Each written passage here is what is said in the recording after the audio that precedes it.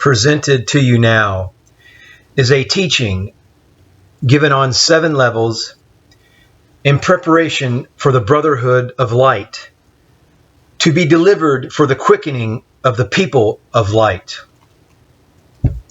Namaste, Namaskaram.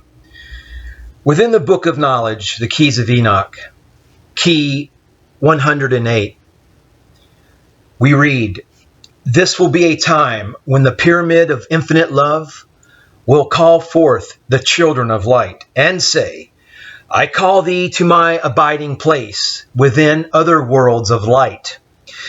This will be a time when the luminaries will correct and repair our vehicle of time within the necessary magnetic circulatory levels of ionized consciousness.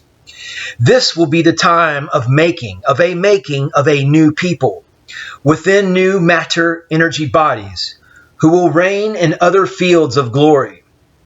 Therefore, the teachings of Enoch tell us of a new electromagnetic wavelength upon the earth that will change the old magnetic forces of the body into the magnetic harmonies of the 5th, 6th, and 7th dimensions, harmonic universe number 2, so as to work with the higher evolution of our local universe. This is the time when the great tectonic plates of the earth will shift in relationship to specific star points, and the body of flesh will put on the body of light. This is the time when death shall be swallowed up in victory and reign no more.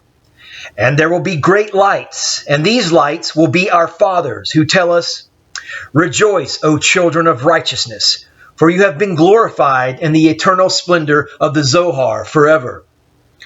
The Zohar Splendor will be when the ascension of the Sphinx vehicle will open the free path of the light ray into the space of the human universe. It will be the time when man will understand how the Lord of Light, Hotep, was able to wear the face of the lion in the presence of human flesh.